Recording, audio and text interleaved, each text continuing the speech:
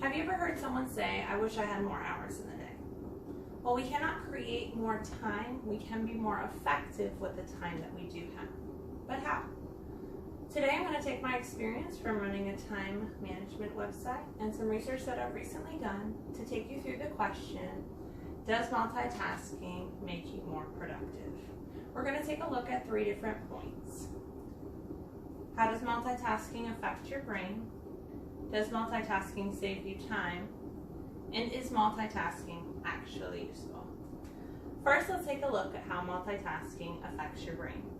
According to the American Psychological Association, multitasking is defined as 2 tasks being done simultaneously, switching between tasks, or performing 2 or more tasks in rapid succession. When our brain switches from these tasks, it goes through 2 stages. Those stages are goal shifting and rule activation. To demonstrate the 2 stages, we're going to do a quick exercise. Take your right hand and pat your head. Take your left hand and rub your stomach. Now switch.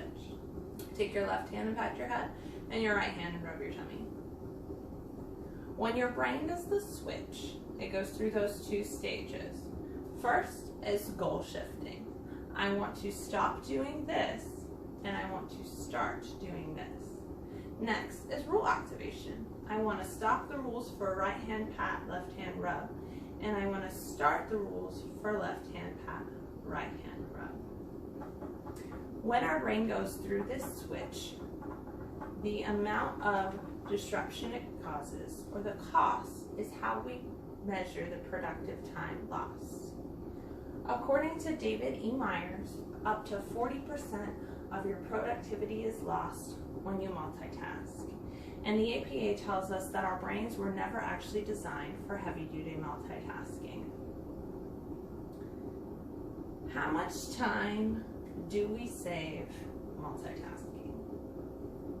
Think about 2 things that you often multitask, like watching TV and studying. One day, do them simultaneously and see how long it takes you to complete them. The next day, do them separately, focusing on each task individually. What was the quality of the work? How much of the show do you remember? Was it the same amount of time? Was it faster to do it in 2 separate tasks? The executive control, cognitive processing, and switching tasks with Rubinstein, Myers, and Evans lets us know that by completing tasks and multitasking in succession or rapid switching, we actually lose our productivity, and it's more efficient to just focus at one task at a time. Last, we're going to take a look at, is multitasking actually useful? Yes, there are a couple of times when it can be. The first is take your task and see if you can do it in segments. I like to do the 30-second, 30-minute rule. Can it be done in 30-second segments or 30-minute segments, and then switched without compromising quality or safety? If so, it's safe to say you can multitask. For example, washing the dishes while cooking dinner, or reading a book in between loads of laundry. The second time that multitasking can be useful is explained to us by Briggs of Foreman. Basically, he says that if the 2 tasks take 2 separate parts of the brain to complete, they can be done simultaneously without interfering with one another. For example, listening to a podcast while using the elliptical at the gym.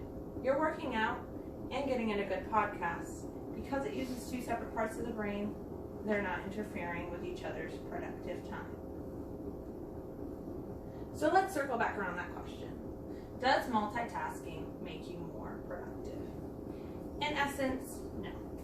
Actually, multitasking has been proven to decrease cognitive function, focus, and even productivity.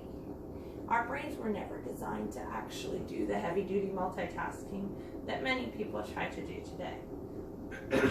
And if you have to multitask, make sure we're following that segment rule or the 2 parts of the brain rule so it's actually productive. I want to leave each of you with a challenge today.